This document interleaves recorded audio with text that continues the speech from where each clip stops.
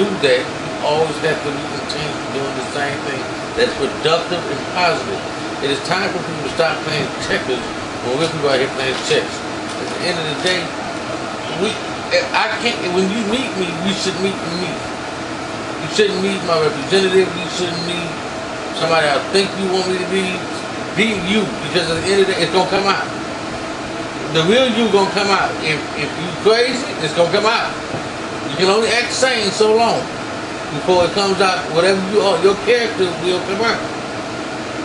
You know, and if you want a positive relationship, a healthy relationship, then you need to start building positive, healthy characteristics now. Don't wait till I want to make me a white man or a white woman. For what? Because you're not gonna be ready. You're not gonna be mentally ready. You're not, you know, and God don't always take you out of situations that you done put yourself in. Sometimes He makes you adapt to the situations you put yourself in. Until you've learned the lessons, or until He decided He wants to do whatever He's gonna do with you. So what you have to do is understand you have to grow spiritually. And this is another thing that kills me. You cannot have a healthy relationship without having God in it. God has to be your foundation, first and foremost. Stop thinking, okay, because we talk about church, or, you know, I don't want to go because they so-called hypocrites, whatever the case may be. If you ain't got God in your life, you got God in your relationship, you might well walk away now. Because you're going to be miserable. It may seem like it's all nice and sweet now. It's not going to stay that way. Because you're not, sooner or later, you're going to go through something. And you won't have the basic fundamental tools of dealing with that something. You won't understand, how do I deal with overcoming my mate not supplying all of my needs? How do I deal with my mate not satisfying me emotionally, sexually, whatever the case may be? How do I deal with that? You won't understand that, so you're going to go seek outside sources to replace what your mate should be giving you to begin with, because you lack the communication skills to deal with it, because you don't have God in your life to help you to converge that situation.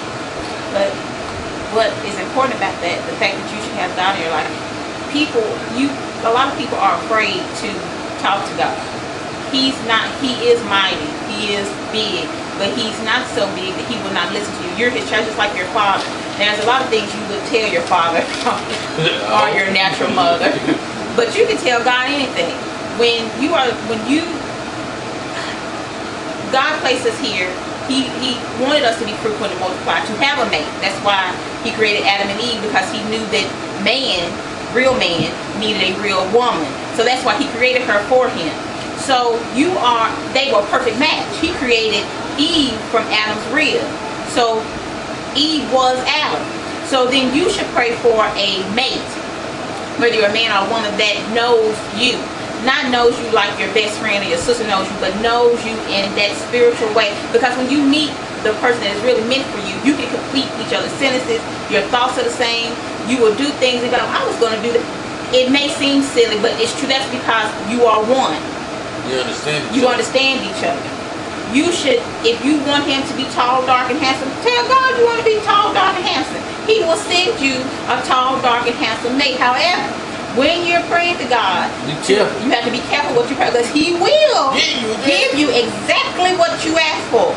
And then you'll say, well, God, I wanted him to be smart, but see, you didn't ask for him to be smart. You asked for tall, dark, and handsome. Well, Lord, I wanted him to go to work, but you didn't ask for a man that worked. You just asked for tall, dark, and handsome. You have to be specific. Case in point with the Proverbs 31 woman. She was already the thing that she needed to be in order to be this virtual woman. The second part of this question also says, one thing you must know is she will not have all those characteristics when a man meets her. Yes, she will. That goes back to women teaching their children. Whether you are a single mother, or if you're a mother with a father, teach your daughters how to be women. Dressing up and putting on makeup and doing your hair, that is making you pretty on the outside to attract a man. But not teaching her how to be a woman like the Proverbs 31 woman.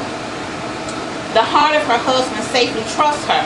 That means that when he leaves the house, he knows that the good condition it was in when he left, it's going to be the same. And not just that the fact that the house is clean and the children have had their food, but the spirit of the house, that no confusion has gone on. You hadn't gone out in the street and started arguing with the ex-girlfriend, and now she's coming throwing eggs at the door.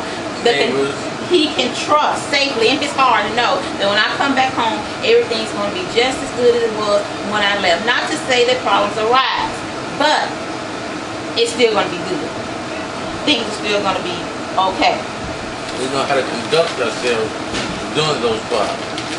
There's no reason why any God-fearing woman should be in the street arguing with anyone. I'm sorry, God-fearing woman, God-fearing man, why are you arguing? I have a belief that I teach my kids. If it does not give you any spiritual growth or any money, and necessarily in that order, if you're not getting closer to God or putting any money in your pocket for your family, then there's no need in us debating, arguing, fussing, or what. And the scripture says that she plants a vineyard. She plants a vineyard. A vineyard is what it sounds like. She's gone out and she's planted a vineyard. Says olives, but she's planted an olive. She has planted an olive. Where did she get the money to buy the land to plant the vineyard? She got it from making these quotes. Okay. It says that she sells fine linen to the merchants. So she went out and worked. She made some fine linen. She sold it to the merchants, and then she took that money and went and planted a vineyard for her family so they could be prosperous. Just as a man is supposed to provide for his family, a woman is supposed to provide for her family too. In this day and age, men and women, mothers and fathers have to work because that's the type of world we live in. Both of us have to have jobs in order for our families to survive. Do not, women of God, be afraid to go out and work. Don't sit at home and think, well, I'm a wife, I'm a stay-at-home mom, and this is my job. No. You sit at home all day, and then your husband come home, and the house is not clean, and all this stuff. Well, this is what he wants. No. He may tell you that, but deep down inside, he does not want you to stay at home all day. He would prefer you to go out and work so you can help him make the family a success. So that may not necessarily be true. Help me stands it all. I need you to help. Being out here applying for help. The biggest thing I see with especially younger people today is that they have this misconception that I'm gonna have me as much fun now because I'm young. Mother told me all my life growing up, you're gonna work hard now and play hard later, or you're gonna play hard now and work hard later. But you're gonna work hard one way or the other. It's time to teach these young girls it's better to date someone who has the drive and potential to make it and be a successful individual than this guy who is so-called selling all these drugs and making all this money, who will end up either dead or in jail, or get you dead or in jail, or who really, in reality, don't make as much money as you think he do. Because I've lived that life, and I'll be honest to say, I'm a preacher now. I've done my